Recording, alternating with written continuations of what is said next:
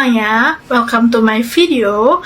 Pada kali ini, aku bakal nyampein materi tentang peluang dan tantangan lembaga keuangan syariah non-bank dalam perspektif Islam. So, let's get started. Apa sih lembaga keuangan syariah itu? Lembaga keuangan syariah adalah lembaga keuangan yang menjembatani antara pihak yang membutuhkan dana dengan pihak yang memiliki kelebihan dana melalui produk dan jasa. Keuangan yang sesuai dengan prinsip-prinsip syariah, sesuai sasaran dimaksud, sistem keuangan syariah diharapkan bisa mencapai tujuan-tujuan pemenuhan dasar, pertumbuhan ekonomi yang optimal, perluasan kesempatan kerja, pemerataan distribusi pendapatan, dan stabilitas ekonomi. Pada poin A, yaitu lembaga keuangan syariah. Lembaga ini dirintis oleh umat Islam dan dibentuk dalam sebuah organisasi yang bernama Organisasi Konferensi Islam atau biasa disebut dengan OKI, di Benghazi, Libya pada bulan Maret 1973. Organisasi ini pertama kali mendirikan Bank Pembangunan Islam atau Islamic Development Bank, yaitu IDB, dengan modal awal 2 miliar dinar Islam. IDB resmi didirikan pada 20 Oktober 1975.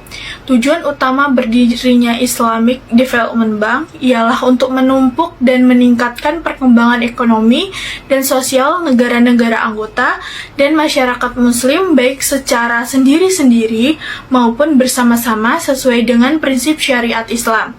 Menurut Hussein Syah Moradi dan Turk 2015, ada 3 dasar prinsip yang harus dimiliki oleh LKS, yaitu yang pertama, prinsip kesamaan, kedua, prinsip partisipasi, dan yang ketiga, yaitu prinsip kepemilikan.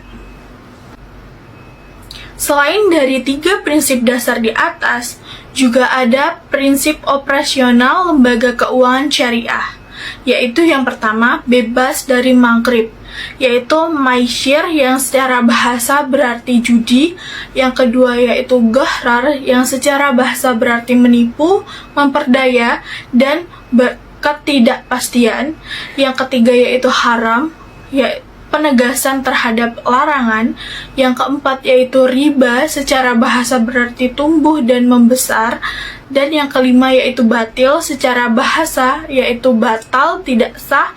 Secara ekonomi, pelarangan batil akan semakin mendorong berkurangnya moral hazrat dalam berekonomi. Yang kedua yaitu menjalankan bisnis dan beraktivitas perdagangan yang berbasis memperoleh keuntungan yang sah menurut syariat. Dan yang ketiga, menyalurkan zakat, infak, dan bersedekah. Poin kedua yaitu prospek dan progres usaha LKS non-bank. Yang pertama yaitu asuransi syariah. Asuransi syariah adalah usaha tolong-menolong dan saling melindungi antara para peserta yang penerapan operasional dan prinsip hukumnya sesuai dengan syariat Islam. Tanpa bermaksud mendahului takdir, asuransi dapatlah diniatkan sebagai ikhtiar, persiapan untuk menghadapi kemungkinan terjadinya resiko.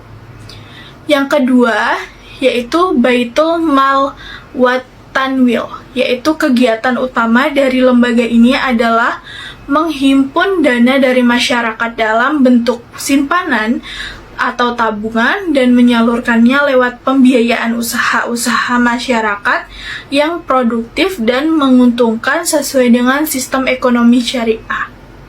Dan yang ketiga atau yang C yaitu penggadaian syariah, yaitu lembaga penggadaian syariah cukup pesat perkembangannya. Prospek yang dilihat dari beberapa tahun belakangan semenjak berdirinya penggadaian syariah sampai saat ini, perkembangannya cukup pesat. Masyarakat antusias dan merasa nyaman menjadi bagian dari penggadaian syariah. Dan yang keempat, yaitu koperasi syariah. Koperasi sebagai lembaga keuangan non-bank yang menggunakan prinsip syariah sangat sesuai dengan konsep lembaga keuangan, yaitu Usaha koperasi jasa keuangan syariah merupakan realisasi yang tumbuh subur dalam masyarakat ekonomi Indonesia, terutama dalam lingkungan koperasi dan usaha kecil dan menengah.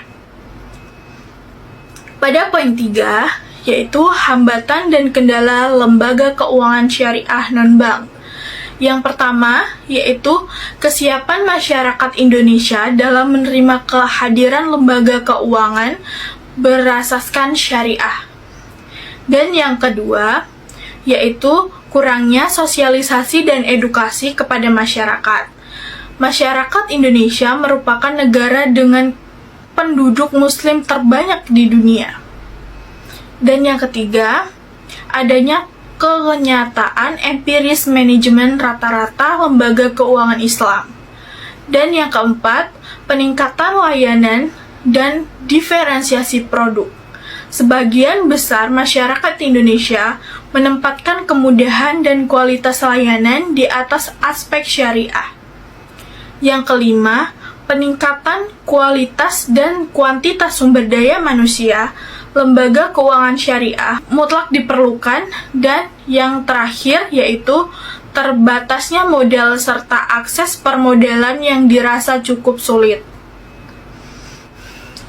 Pada poin keempat yaitu problem dan progres usaha LKS non-bank. Pada asuransi syariah terdapat dua, yaitu perlambatan ekonomi yang akan menurunkan permintaan atau demand, dan yang kedua dari sisi permodalan industri asuransi tersebut.